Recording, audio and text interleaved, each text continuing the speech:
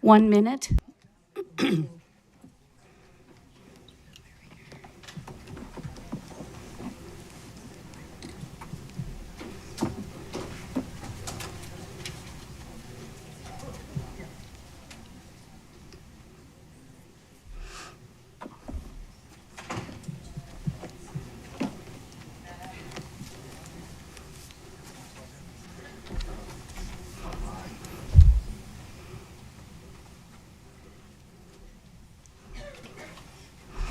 Good morning, everyone, and welcome to our special board meeting this November 7th, 2025, regarding the updated educational plant survey recommendations and the facility optimization and program expansion plan.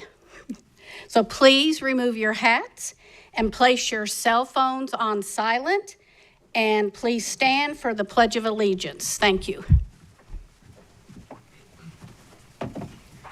I pledge allegiance to the flag of the United States of America and to the republic for which it stands, one nation, under God, indivisible, with liberty and justice for all.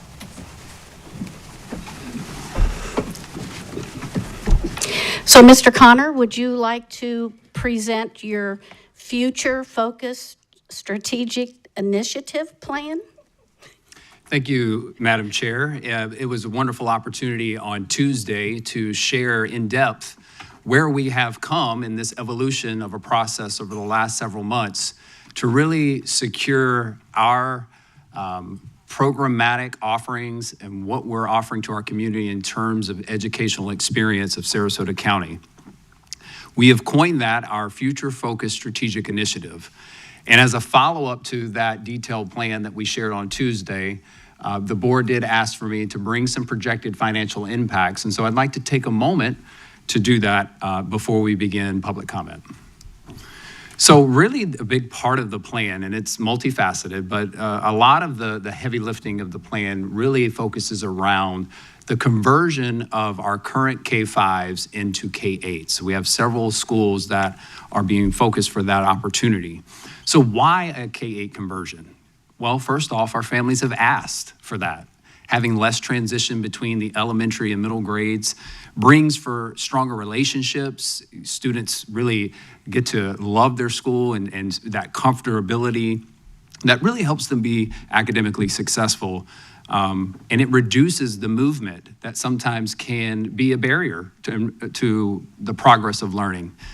And it makes sure that students, for the most part, if they choose to, remain along their neighborhood-based enrollment patterns, which is good for the community as well. So in this particular conversion of K-8s, we're focused in on 4 particular schools: Alta Vista, Brentwood, Gulfgate, and Wilkinson, all currently pre-K-5s. And the proposal over the next 3 years is to move them to K-8s. Brookside is included on this slide because they will be impacted in this transition, which we'll discuss of how that will look for Brookside, and I'm very excited about their opportunity as well. So in this particular model, how many are expected to stay in 6th grade? So the idea would be that current 5th graders are going to roll up to 6th grade, and then of course in 27 to 7th grade, and then in 2028 to 8th grade. So if you see on the slide here, there are roughly 171 students that would be expected to roll into those schools, obviously creating a need for additional staff for 6th grade. Otherwise, these students would have attended Booker Middle School, McIntosh, Sarasota, or Brookside Middle School. Now, the other part of this equation that's really important as we look at the financial impact and the idea of retaining as many students within our district-managed schools is to know what's happening for our current 5th graders matriculating to other options outside of district managed into charters. And so currently the data shows that at the 4 schools, we have 130 students who have left 5th grade and have transitioned to a charter school in their 6th grade. The idea is that these students will remain with us as we move into this transition period. So by going to K-8s, obviously there is an effect on our current middle schools. So we ran that analysis. I want to thank our team for working around the clock to get this done. The Booker Middle School would lose around 16 students, McIntosh 50. Sarasota would gain students because we are going to be shifting some of the boundaries, such as Philippi Shores and Southside Elementary School would be rebalanced. Instead of going to Brookside, because it will become a dedicated magnet school, will be boundaried to Sarasota Middle School. In this enrollment shift, you would see Brookside Middle School losing 192 students because they're going to be rolling up and remaining at their K-8 schools now. So the instructional staffing adjustments, when you look at how this will pan out in terms of needs, for next year, you have to see when you take all of the 4 K-8s combined, we would be projecting an increase of 12 instructional units. At Booker, we would be losing 1. At McIntosh, we would be losing 2. Because of the shift in boundaries for Sarasota, they would be gaining 4 units. And at Brookside, we would be losing 1 unit. Now, I want to remind everyone, this is not an addition to, this is a part of our current staffing models that we use every spring and every fall. So that's how we dictate where the students attend and are enrolled dictates the number of staff. And that's all formulaically driven. So depending if you have a certain number of students, you get allocated a certain number of assistant principals, a number of counselors, a number of teachers. So that's how this is derived. So the cost summary and using the average teacher salary, this is what would be reflected in terms of the increased cost for the K-8, the 4 K-8 models, roughly $1.3 million. We would see a reduction at some of our middle schools, Booker, McIntosh, and Brookside, and we'd see a slight increase of $432,000 at Sarasota Middle School. That net cost would be $1.297 million for that. But here is where I want to really focus in on, because we would be projected to bring in additional revenue. The fact that we would be keeping students in our district managed schools, that would predicate more dollars to fund this change. So the net impact, if we were to recapture, let's say 90 to 100% of those that typically would have left 5th grade to go to a 6th grade charter, they stay with us, that would actually equate to more revenue than the planned expense on these instructional units. So while it's not quite a whole lot there, as you see, 27,000, that would actually be an increase of revenue that we would receive. Again, these are projections. The other part of the equation that we also know is that we have students that are currently zoned to Brookside that do not attend these particular elementary schools that actually go to a charter school. With the conversion of taking Brookside and making it into an Academy of Innovation and Technology, a dedicated magnet that would draw from across the county, that would be likely a scenario where students will choose that programming because it offers something that they want innovatively, and we could, again, retain more FTE from there versus that going to, say, another charter school. So this is a very conservative number. We don't know. It actually could be much more increased revenue. Or if, let's just say on the other side of the coin, we don't have as many students choosing those options and they do transfer, then there would be some adjustments there. But as you can see, based on just strictly projections and the math and what's available in the data, that this actually could be an opportunity to recapture revenue for the district. There are other administrative costs that will come along as we transition up to 7th grade and to 8th grade over the next 3 years, but those should be offset, again, by increasing the number of students at those schools. So every year as we roll up a grade level, that means you've got 50 or 100 more kids, depending on enrollment at those sites, and each of those students would be generating revenue to offset the expenses. And again, that is based off the current staffing allocation model. So That is a brief overview of the instructional impact in terms of the financials. I do want to address one thing because I know in the plan, outside of just the instructional impacts, there are capital impacts, right? We have a couple of recommendations that we were approved by the Florida Department of Education in some demolition of a couple of our sites, one at Alta Vista and one at Fruitville. And what I want our community to know that this has been an analysis done over several years, and it doesn't just happen as a result. There's not an avenue for a district to just say, hey, let's just go ahead and tear down a building. There becomes a legal binding process that we have to go through, and that is done in partnership with the Florida Department of Education. It is called a Castaldi analysis. It is state required when you're doing this process.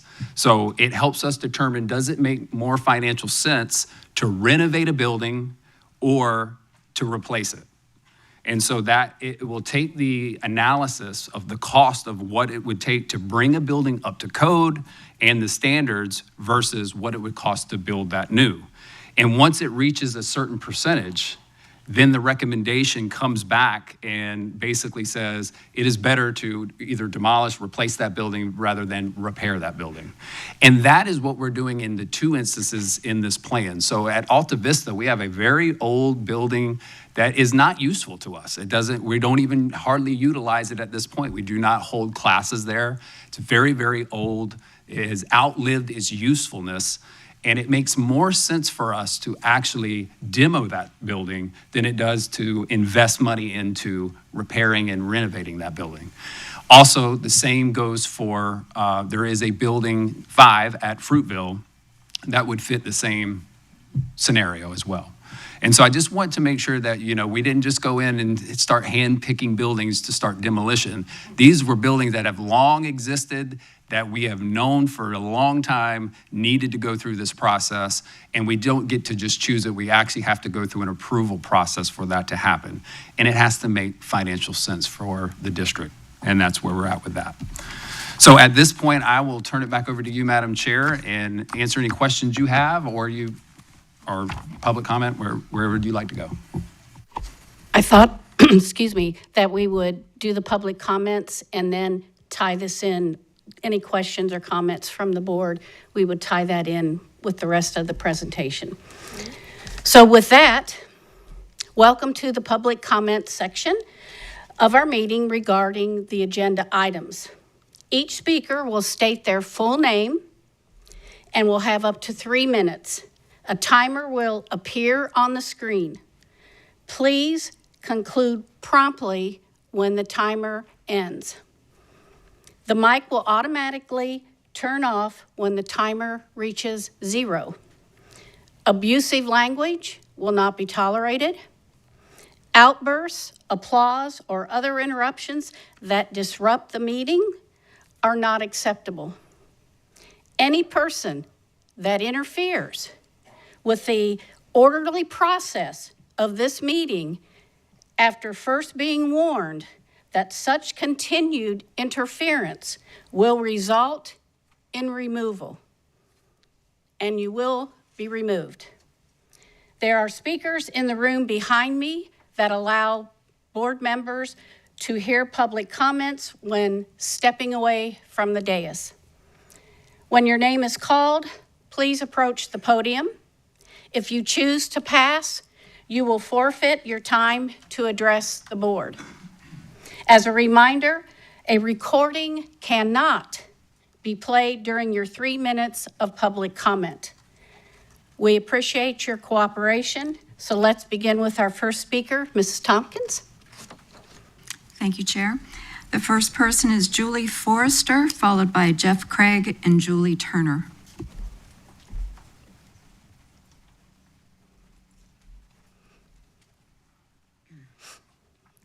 Good morning, board. I'm Julie Forrester, proud mom of Sarasota County Public School students. I want to begin by thanking you for your leadership and creativity in shaping a plan that truly puts our public schools first. Over these past months, we've seen more than a defense of our public schools. We've seen the district design truly innovative solutions. You've turned difficult challenges into an opportunity to strengthen and modernize our schools, ensuring that Sarasota public schools remain protected, competitive, and thriving alongside private and charter options. Your willingness to listen to parents, students, and educators has made this possible. You've shown that when we come together across generations and neighborhoods, we can design solutions that meet the needs of our community. That collaboration builds trust and gives us hope for where Sarasota County schools are heading. As we look ahead, one of the simplest ways to build on that progress is to make sure everyone can engage. Our district is home to families who work days, nights, and weekends, all with the same desire to be part of the conversation to protect our schools. I had friends who were able to attend the last board meeting for the first time ever, so I support keeping one meeting a month at 10 a.m. But I have many more friends who are educators and working parents who simply can't attend at that time. My 17-year-old was one of the amazing Polytech students, shout out Polytech, who attended the last board meeting. She shouldn't have to miss school to have a voice in decisions that affect her education. I've also had working parents reach out to me who are concerned about the proposed K-8 model, parents who want to be here today but couldn't because of the time. If we want Sarasota schools to continue to succeed, we have to ensure that there is a way for all voices to be heard. That's why I want to uplift the importance of holding 2 school board meetings each month, one in the morning and one in the evening. This structure allows for genuine public participation and ensures no one is excluded because of when they work. At the next meeting, Superintendent Connor, you'll present a proposed meeting schedule. My hope, and the hope of many people in this community, is that you'll recommend returning to 2 meetings a month. It's a simple step that reinforces the values you've already demonstrated: transparency, collaboration, accessibility, accountability, and respect for the diversity of voices that make Sarasota strong. We've seen what happens when the community is invited in. People show up, they speak from the heart, and they bring ideas and solutions to protect our public schools. Let's keep that spirit alive by ensuring our meeting schedule reflects the inclusive, participatory vision that we all share for Sarasota's public schools. Thank you for your leadership and commitment to keeping our schools strong, innovative, and open to every voice. Thank you. Jeff Craig, Julie Turner, and Elizabeth Hall. Thank you, Board. It's been really challenging for all of you with everything that's going on and everything that has happened. Lots of distractions. With this New Schools of Hope, I'm really excited to see everybody joining together to actually come together to figure out what we're going to do. And at first I thought it was going to be devastating, and who knows, it could be. But we're taking a sharp focus at our facilities and our schools and how we can use them. And that's good. We can make them better. And I think that we can repurpose some of this stuff to really focus in on more educational needs in terms of offering space for people to come in and help with our students and reworking. And so I think that that's a really great thing that you guys have put together here. I look forward to seeing how we can make this work out for the whole community. I'd also like to stress that I would prefer if we could have 2 meetings. I like this meeting because it's up and it's over, but I realize a lot of people need an evening meeting. So I'd like to go ahead and propose that we could do 2. I think this is a perfect example of that. We had to have an emergency meeting because we can't plan to have an emergency. It just happens. So anyway, thank you for your time, your attention. 2 meetings, that would be great. And let's focus on making our schools better by making Schools of Hope less desirable. Thank you. Thank you. Julie Turner, Elizabeth Hall, Jamie Barrett.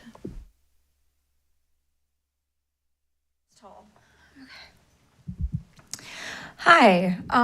So off topic of scheduling, I'm a parent of a child that goes to Fruitville. My concern, I guess, is more with special education students. As we move more kids of different age ranges into schools, my understanding is Fruitville will become a magnet for the higher learning students. So I was curious if we're going to take those kids from other schools to move them into Fruitville to make more of a Pineview, or if it's more of like a Bay Haven magnet. And furthermore, what are we going to do with the access point kids who don't belong at Oak Park, but need more help than our regular ed students? Thanks. Thank you. Elizabeth Hall, Jamie Barrett, and Lisa Schur. Good morning, board members. How are you today? My name is Elizabeth Hall. I'm here as a concerned parent and community member, as well as an advocate for our public schools. The agenda items being discussed today is a sweeping and permanent restructuring of our district. Converting 4 elementary schools into K-8 campuses and repurposing multiple middle schools will disrupt families, neighborhoods, affect the future of our childhood developments, emotional safety and academic quality, as well as neighborhood livability across Sarasota County. These proposals are not minor adjustments that you are deciding on. These are long-term decisions that are being rushed through with limited accessibility to the entire community. It's concerning that these changes appear reactionary and rushed, driven by the pressure to accommodate the charter schools that are requesting space within our district facilities. Rather than thoughtful long-term planning that is rooted in what is best for our public schools and students and families. Additionally, these proposals directly affect the neighborhoods that surround these schools. A K-8 campus means more traffic, longer congestion windows, parking overflows, increased noise, and safety and risks for the residents and children who walk and bike nearby. These neighborhoods were not built for middle school level traffic patterns. These decisions have the potential to disrupt the quality of life in the surrounding neighborhoods that may even affect property values. Our families and staff may lose trust in these models and may leave, creating the very enrollment decline that we're seeing and facing today. Sorry, I lost my spot.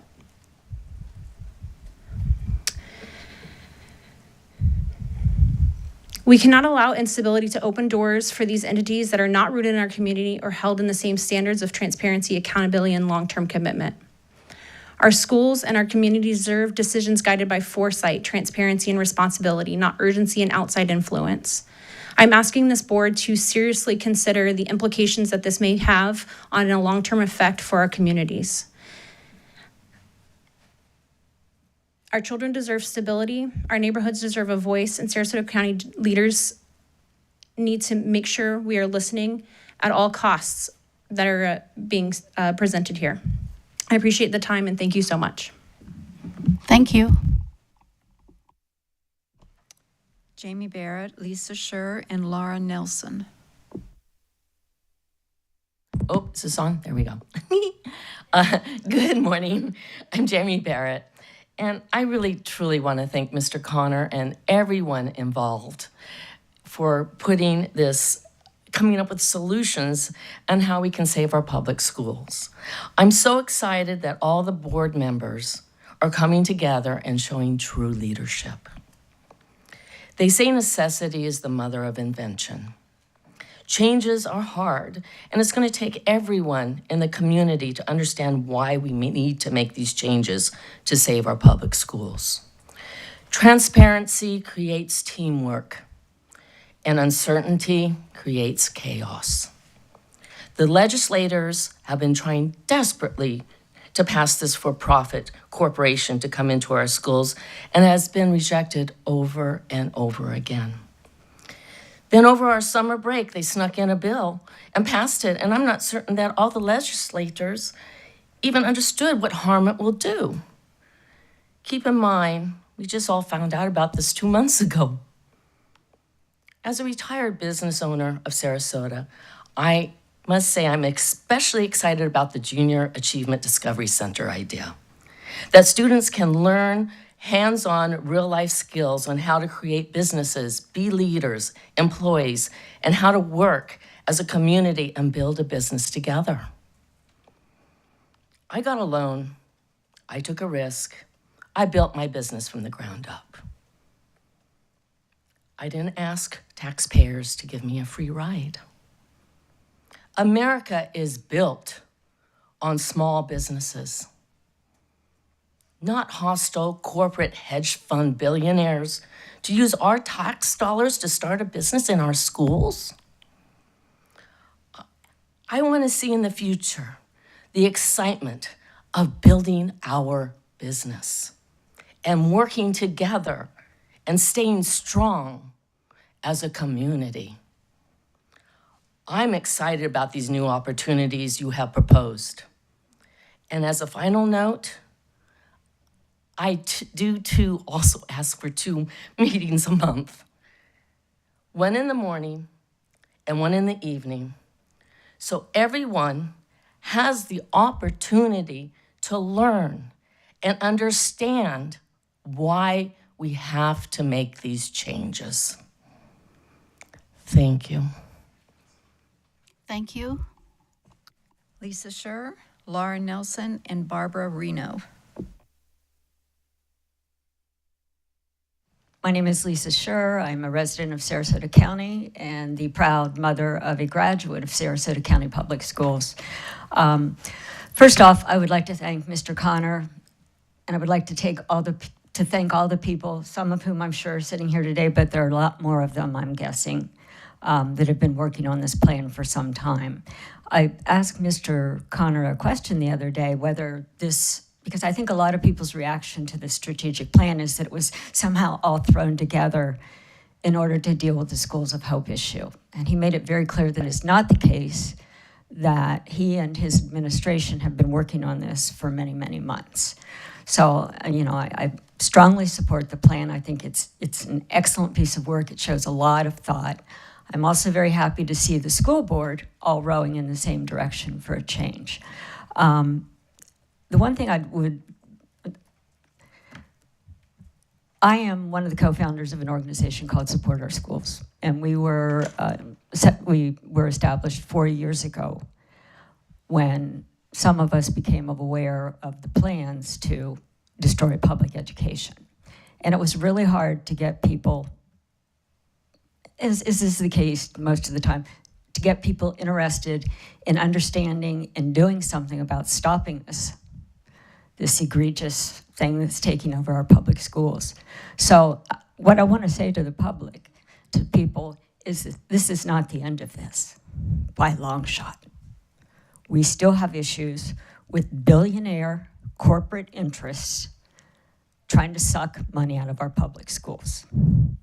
Mr. Connor and I happened to sit on a panel yesterday at Tiger Bay, and it was quite interesting to see the dancing going on by the head of Step Up for Schools and the head of a private school to keep the public from really, truly understanding what is happening with public schools. So I stand here today on behalf of our 7,000 plus members and say to you that we're not going anywhere. You want to play games and call this partisanship? It's not. It's about making sure that every student, every child in this county is given the opportunity for a public education. I'd like to end by saying that I too believe we've got to have 2 school board meetings a month. It's just simply not right that the major stakeholders, the teachers, the students, the parents, do not have an opportunity to come to these board meetings and have their voices heard. So I would strongly urge the board to go back to 2 meetings a month. Thank you. Thank you. Laura Nelson, Barbara Reno, and Dr. Sublis.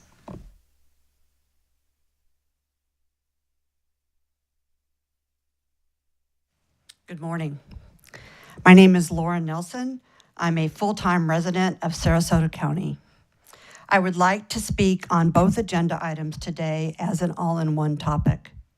Last spring, the state legislators, like a hurricane forming off the west coast of forming off the west coast of Africa, was moving through the formal vetting process with both House and Senate bills.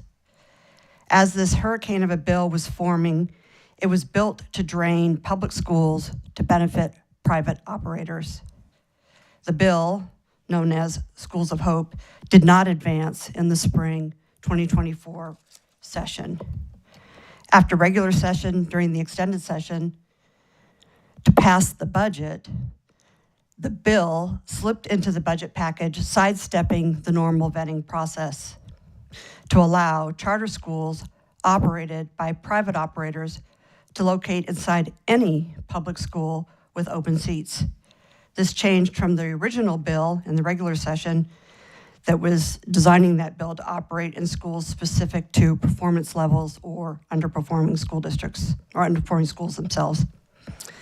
This summer, the hurricane now increased rapidly to engulf all of our state of Florida. However, as preparing as we do in this community, between the moving of mountains performed by our superintendent and the staff, as well as the ground-level support of parents, our students, and concerned community members like myself. A lot was done in this time frame, and now before you today as the board, there are 2 agenda items that will help provide storm protection to our A-rated public school district. Please vote yes to the agenda items before you today. Now to address our community involvement to the board, please move back to 2 public board meetings a month, and if necessary, alternate the start times between day and evening sessions. The issues before this community in the metaphor of a hurricane preparation are so important, and like hurricanes, are not going away. Please do not continue limiting community involvement any further. Thank you for your time. Thank you. Barbara Reno, Dr. Sublis, and Ron Springman.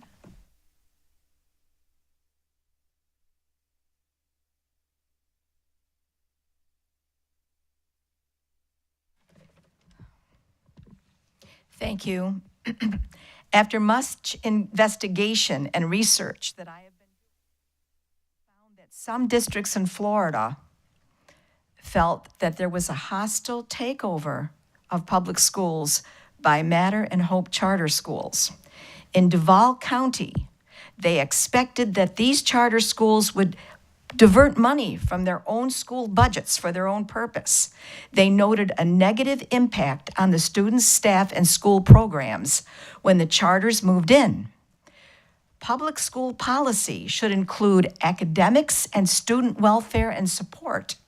The Matter Charter School is currently involved in legal and legislative controversies related to the Schools of Hope law. This law was originally intended for low-performing schools in impoverished areas, but they expanded the law to target schools with low enrollment, not just academic performance. So some people argue that the low enrollment is a misleading indicator, as charter schools have underutilized spaces that they've gone in. Many coalitions of school boards have been suing Matter charter schools in this state due to the lack of transparency and accountability. In Matter charter schools, they have ended special services for special needs children. Because special needs children have been placed in regular classrooms, teachers have experienced increased workloads. Now, minority students are disproportionately identified in special education, with some research suggesting it's due to the factors like racial bias in an assessment process.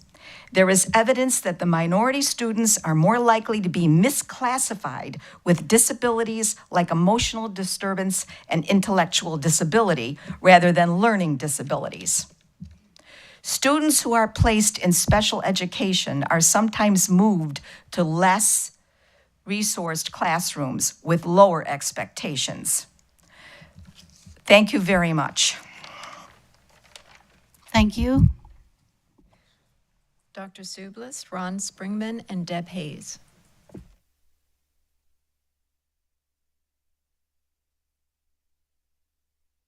Good morning.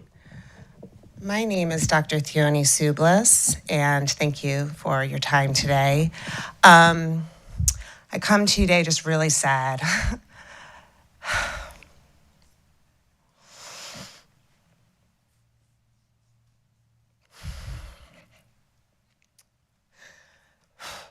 me just 1 second.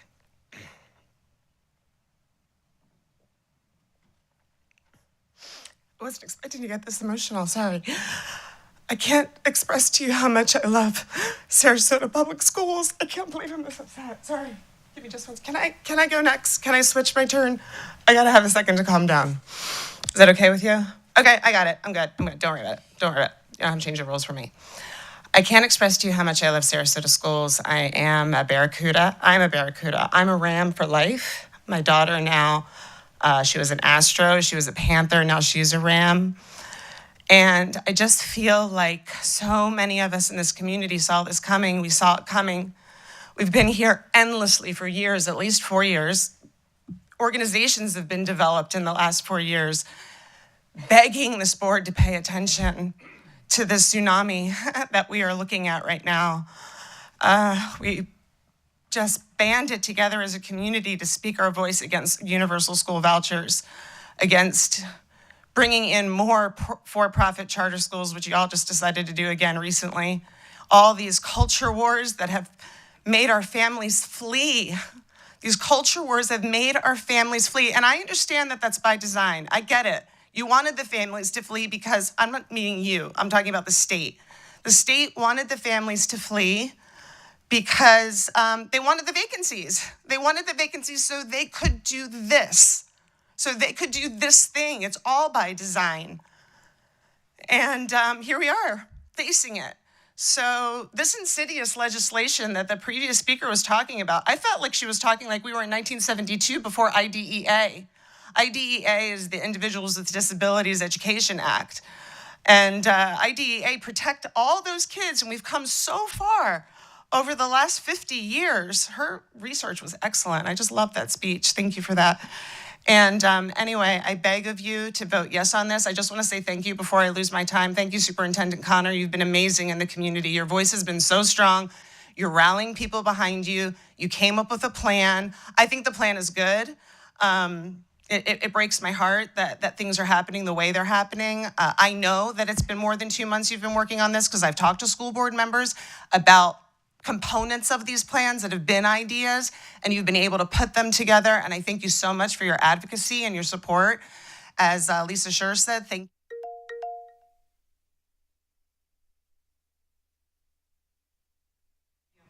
Thank you. Ron Springman, Deb Hayes, and Lydia Miller.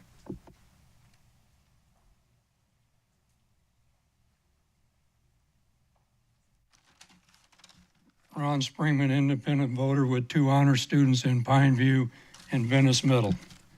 Robin, at the last meeting, in your closing statement, you said the speaker should ask why are we losing enrollment in our public schools. You don't know why? Here are 5 reasons why. 1, private school vouchers have depleted the public school funding from $800 million as promised in 2023 to over $4 billion now, with no limits on income, allowing widespread fraud with no reliable oversight, especially from those homeschooled. 2, because of DeSantis' free state policies, rent, housing costs, taxes, insurance, and utilities have made Sarasota County unaffordable for most families who have fled the state. 3, DeSantis' Don't Say Gay agenda has caused teachers and many LGBTQ students, which make up over 10% of the school body, to leave the state. 4, eliminating various books from our school libraries is another fascist reason which has caused some to leave the state. 5, the elimination of Department of Education.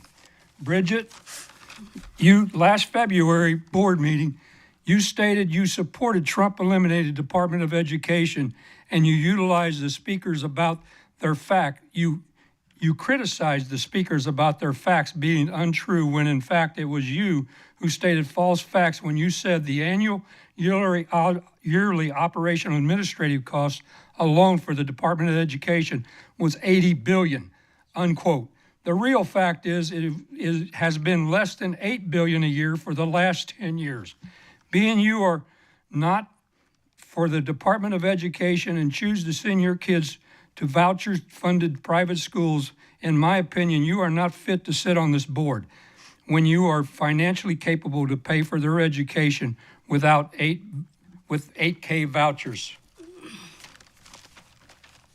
I'd suggest all challengers in the next year election make a campaign promise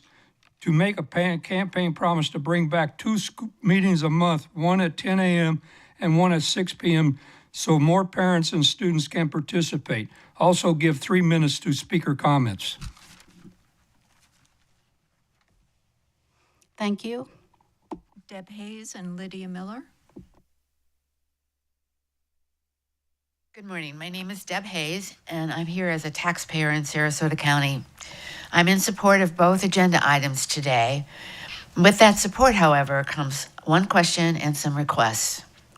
First, after using the Castaldi formula to get approval to raise 2 school buildings, will it ever be possible to get those seats back in the future if the district has unanticipated growth or need it for program space? Now, some requests. The speed of change involved in these proposals brings to the district unprecedented demands for resources that must be by nature disruptive to many individuals, departments, and programs. Therefore, there are hidden costs associated with implementing these proposals which exceed what we would normally consider project cost. Taxpayers need to know the total cost of the proposals. Board members were going to need to make decisions during the course of implementation.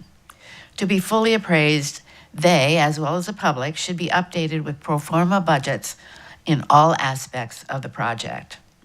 If that could be included with the superintendent's monthly financial report, the public could be apprised of the true impact on the district. In addition to all of the action items that are mentioned in Agenda Item 2, I would suggest that actions and budget associated with staff training, staffing, curriculum development, engagement for community support, transportation, redistricting, choice, communication, safety, all the things that go into making schools, be included for a total picture of the scope and cost to this district. I know personally, as one who has managed many, many projects, project costs escalate when there is a short timeline, and those escalations can be dramatic. I ask for these not to add to staff's burden, but to allow everyone to be aware of the cost of this ill-conceived Schools of Hope legislation. While it seems to be the opinion of some of this board that the legislation is fine without changes, many community members are outraged at the unnecessarily challenges to districts and frankly to the public, including parents, students, and staff, when forced into action without appropriate attention even to rudimentary change theory principles. Schools of Hope have unlimited resources. It's important to know the cost of those resources for this district, and I would ask your indulgence in helping to provide that. And I also would... Thank you. Last speaker is Lydia Miller.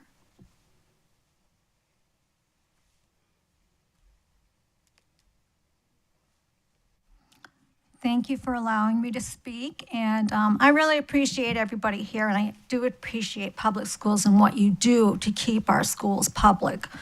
A member of in Sarasota, I'm a full-time homeowner in Sarasota, and so I'm very concerned about where my taxes go. And I just appreciate that public school students are giving a foundation to become integral members of our communities. Okay, I see that in my neighborhood as I watch children grow. And I also appreciate that the buildings themselves can serve as hurricane shelters, because we do get a lot of those here. Private schools are really a concern of mine, are giving tax dollars to private for-profits. The schools are not accountable. Private schools and private organizations are not accountable to taxpayers. You know, they're not. Even though our tax dollars are going to them. So how do we keep them accountable? I want to know that. And with public schools, we have PTAs, we have openings for the community to get involved, even just community members like myself who really care about our neighborhoods. Teachers have unions to keep fair pay. What do private schools do for that? Do they encourage unions? And currently, it is becoming difficult. It is difficult for a lot of people to attend school board meetings because of the times where a lot of us are working at 10 a.m. generally. I was lucky today. But the goal of private schools too is to make profit. Just as insurance companies, all profits, for-profit companies, their goal is to make a profit, to get the stock market up. You know, insurance companies, they advertise goals to protect our health and property and deny claims and cancel our policies. So how are private schools going to take care of individual education needs of children, or can they deny children who needs individual education? We're not able to hold for-profits accountable and maintain focus on education and individual learning, so how will we make that happen? Thank you for my time. My final thing is I don't want to see children's education become part of a stock market for profit. Thank you. That concludes our segment of public comment. So item number 1, the update on our educational plant survey recommendations. Superintendent Connor, would you like to present this item? Thank you, Madam Chair. This item is specific to the requirement from the DOE related to our educational plant survey. It is anytime that we are looking at our utilization reports and updating them with accuracy based on our projected plans, we are required to have this walkthrough with all the associated custodial reports and everything attached to that recommendation. The order of operations for that is the local school board will approve that, and then we will immediately send that up to the state for them to reflect that accurately. So I ask for your approval on this item 1. Thank you. If I may, I think that approval of item 1 includes approval of the 3 forms. Just for the record, the 5-year survey recommendation report, that's 21 pages, and then the 2 form OEF form RCC BRRs, one for Alta Vista Building 2 and one for Fruitville Building 5. I only say that because in the recommended motion, it didn't specifically outline those. So I'm just, for the purpose of making the record, outlining the specific forms that are part of the approval. Okay. May I have a motion? I move that the School Board of Sarasota County approve the updated Educational Plant Survey, EPS, recommendations developed in coordination with the Florida Department of Education, Office of Educational Facilities, including site-specific capacity adjustments, conversions, and building dispositions described herein. Second. Any comments?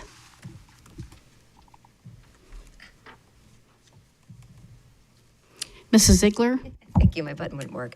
I want to thank the staff. I want to thank the superintendent. I know and I appreciate you mentioning about specifically about the Castaldi survey and about the capital process when it comes to the buildings, as well as, as far as what that process is. This has nothing to do with Schools of Hope. When you look at capacity as a school district, it's not just something you can turn on and off. There's actually a pretty robust process to it. And as was mentioned many times in the discussions leading up to this board meeting and prior board meetings, but I'll say it again, that this, and I'll elaborate in the next agenda item, but this Schools of Hope has really been an accelerant to something that has already been in process for a number of things. It has really created an opportunity. Do I believe that the speed at which is something that anyone, if they had the choice, would put it in at that level? Probably not.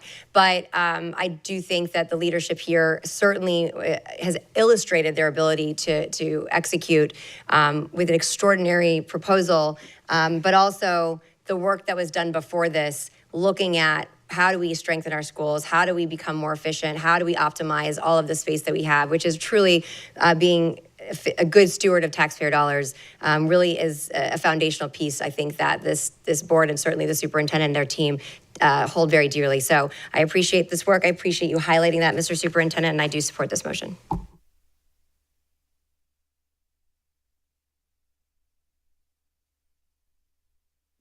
Any further comments? Seeing none, we will take a vote.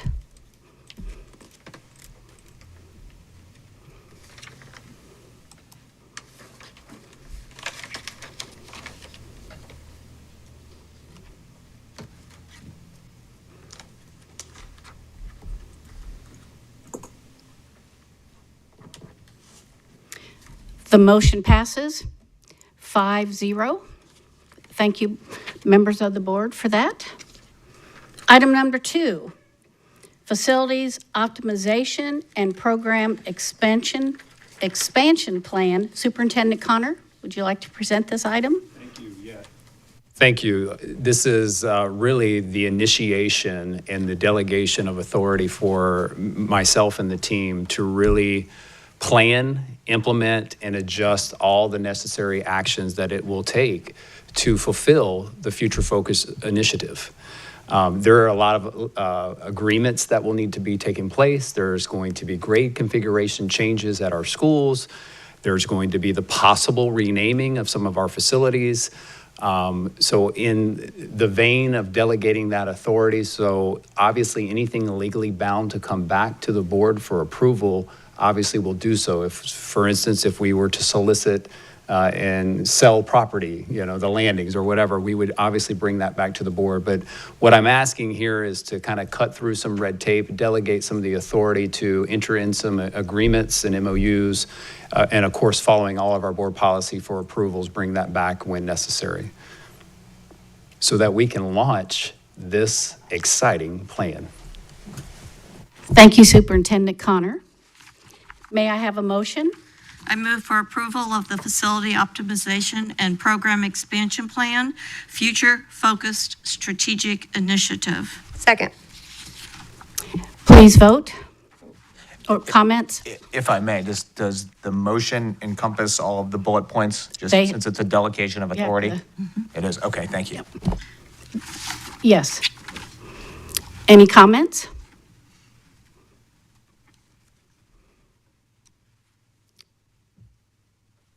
Mrs. Barker? Thank you, Madam Chair. I just wanted to take another opportunity to thank both the superintendent and his staff and our community for working together really shoulder to shoulder with us on this.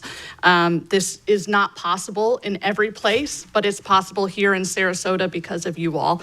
And I acknowledge that, and I'm thrilled to be a part of it. Honored to be a part of it. This plan really does reflect months of analysis, creative problem solving, genuine collaboration. It's thoughtful, it's student-centered, and it's grounded in what's best for Sarasota, both now and for the future. So while we are planning for the future, it is also about protecting what we have now. And we are a district that our community has built with pride, with excellence, and with a shared belief in the power of public education. This initiative ensures that Sarasota continues to move forward on our terms, guided by local voices and local values. I'm proud to support it, and I am ever so grateful to everyone who helped make it a success. So, thank you. Thank you. Mr. Edwards? I do want to reiterate that It's on.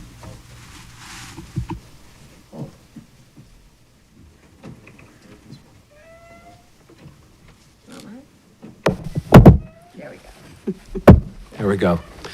So I want to reiterate the amazing work from the superintendent. And I think it was also highlighted, Mr. Connor's commitment to public education yesterday at the Tiger Bay symposium. I think his heart was very evident, and you know how he feels about the protection of public education and keeping the Schools for Hope out.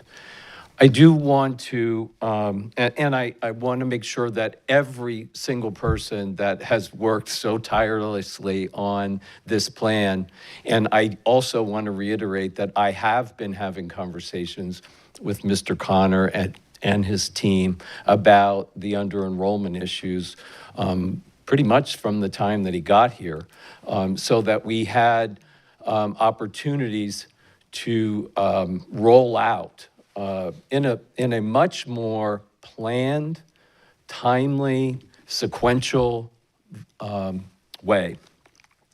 I know that some members of the community seem to think that we're all rowing in the same direction, and I do believe we're going to end up with a 5-0 vote.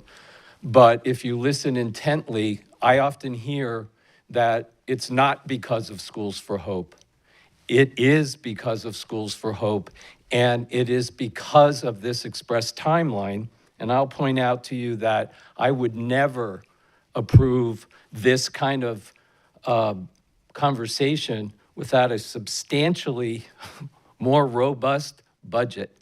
What we see is, which I think is a wise observation, is to talk about the staffing. And the staffing to enrollment is a wash, and that's wonderful. But it doesn't show expanded curriculum. It doesn't show all of the programming that has to be thought about and re-engineered, and any capital improvements that may be required at specifically Brookside. It doesn't show any re-engineering of operation buildings if in the event that we have to move landings at a short period of time into available seats. It doesn't show any opportunity for athletics, which I think is an important component when we're looking at the K through 8. And I want to make sure that Mr. Connor or his team does not feel pressured by those questions in any way, shape, or form, because to go through this unprecedented timeline and to get the program that the public has seen, and to see even the most recent Tuesday to Friday budget that the superintendent presented. But it is because of Schools for Hope. And it is important that we all stay vigilant in this conversation. As many of us up here, in fact, I think all of us agree that choice is a good thing. It matters, but the way that it has been explained and driven has often caused us this kind of extreme pain. So I thank everyone. I'm excited about the plan. Through adversity, as I said to everyone and anyone that emailed me, I sent back, stay tuned. Through adversity always comes opportunity. So I'm grateful to Mr. Connor and his team. I will be supporting it. Thank you. Mrs. Ziegler? Yeah, I'll reiterate, I think that I think that this is a great plan. I think the innovation is representative of something that many of us want to see and know is required for us to be competitive in a more competitive market. I think the timeline, as I expressed previously, is certainly accelerated and makes it is very different than the usual process. At the same time, I do believe that regardless, in the general sense of choice, that it really does pierce through the status quo, and it does force organizations to really evaluate how do we be better. And so the broadest brush, I think that this is one more example, but it certainly creates a unique challenge, but you guys have illustrated that you're up to the task. I think that the number of different nuances, I know that Mr. Edwards had just mentioned, there are things that do come before us, but a lot of times these are items that the superintendent should be authorized to do because they're more on a management capacity. But I do think that from a financial component, bringing those things forward to us, which we do, and we're very transparent about that, to make sure that we are in alignment, that as many things that we can forecast as best as possible have been done. But as someone said, that there is sometimes with any kind of large project that there's project creep or there are changes. That's nothing new. We've seen that as school board members of all sorts of projects, and then making sure that there's a budget to work within, which is what the approved process has been at the beginning of this year when it comes to the budget process. That will all come back to us as was required by law and school board policy, as Mr. Connor had mentioned. I think that I do want to tie in the community piece of it because it is so critical, and I can think and share with anyone any kind of concern or pain. Well, there's so many great things about this. There's change, and when you talk about your child's school, that's concerning. On the flip side of it, that every time so far this year has illustrated, while there has been concern about change, the outcome of it has really been better. And that requires faith, but it has to be, there's a trust but verify component here. And I think that in the past, it's been proven when I look at the Sky Ranch process, when I look at Venice and the restructuring, and all of those made me very nervous as a board member when it came to, because it can be very disruptive to families. And the outcome has so far been positive, and I believe that we'll find that's the case here. I do believe from a communication standpoint, again, I'm going to hinge off of what's been experienced before and how we can continuously get better. Are the community meetings, are the communication processes to ensure we're directly communicating with those families who will be impacted by this. And I think it's better to do those in the community meeting style that has been demonstrated already than per se a board meeting, because I know we're going to reach those families a lot more likely than them coming here, and we'll be doing it a variety of times and a variety of mediums. And so I implore the superintendent, which I know he will, and our communications department to really lean into that process. And to me, that is what the next road ahead looks like. We mentioned this when it came to the meeting cycle at the last discussion on Tuesday, and having some flexibility, because I want to make sure we are able to respond and be very engaged with our community. And that is actually going to push us out of the board chambers more than anything else. And anything that comes about in those community meetings are what actually inevitably come before us by way of a recommendation. I just even think about the community meeting that Mr. Connor and staff held for Booker Middle and Emma E. And I will correct the Herald Tribune. The response I got back was from that. It wasn't from the report that the Herald Tribune pushed out prematurely, in my personal opinion. It was from the community meetings that our superintendent and staff held directly with those families. That's the communication that we got back, and that's very valuable. So I appreciate that. I appreciate the hard work that you guys have done. I know you are up to the task. I think we're going to be bigger, better for it. And I think that change, again, is always a little bit uncomfortable, but on the end and the flip side of it, we end up better for it. So I look forward to the next steps and really appreciate you, Mr. Connor, for all the work that you've done, your entire team. You guys, I hope you enjoy this weekend because you certainly deserve it. Thank you. Ms. Rose? Thank you. I would like to add, as a teacher here in our school system and principal, there's constant change coming down from our Department of Education and our legislators, and the whole intent of that change, if we're providing the quality that we want to continue to provide to this community, is to come up with a great product. And I thank Superintendent Connor and his team for that.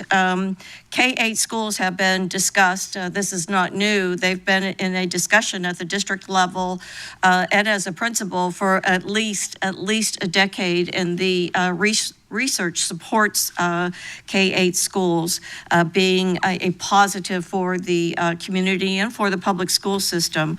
And as far as a magnet at Brookside, I spent 6 years at Brookside in the early 2000s, and even at that time and continuing, there was a desire by the school community as well as the community at large for them to have an opportunity to be a magnet. So I'm thankful for that.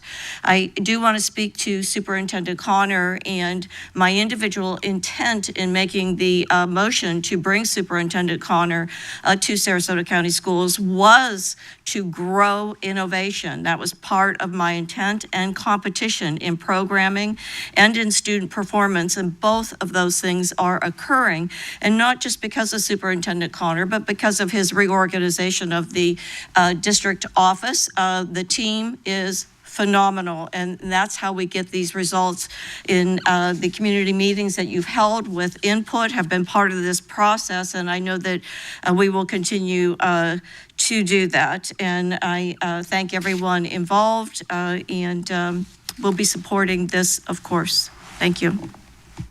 Thank you.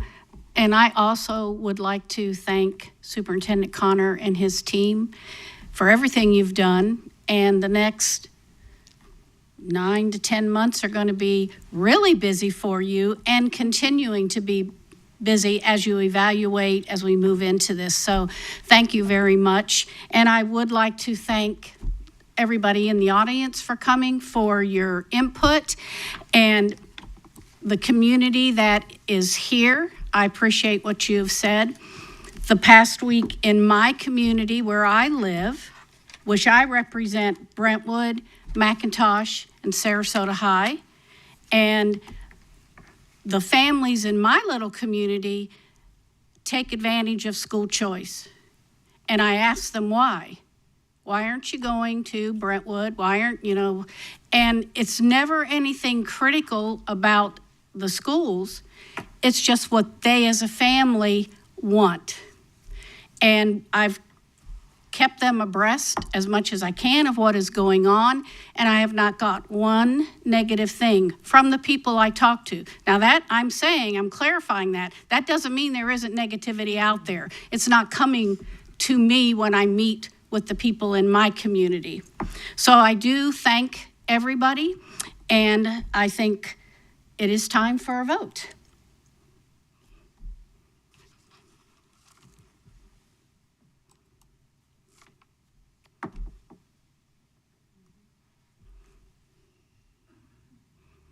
The vote passes 5-0. So I think this is an excellent example of when this board really works together. We put aside any kind of difference, but I have tremendous respect for Mr. Edwards and the things that he brings to the table that help our students. Doesn't mean that we agree. I almost feel like sometimes we're like the big brother, big sister, and we're just gonna go. And I appreciate Mrs. Ziegler. We don't always agree on things. Miss Rose, I appreciate that. We don't always agree, and Miss Rose and I have worked together since 1989, and we don't agree. We haven't agreed on everything, but we still get the job done. And Mrs. Barker, thank you for everything. You and I mostly agree. There's just a few, but I appreciate this whole board and everybody here. So may I have a motion to adjourn this meeting? Move to adjourn. Second. We are adjourned at 11:07. Thank you, everyone.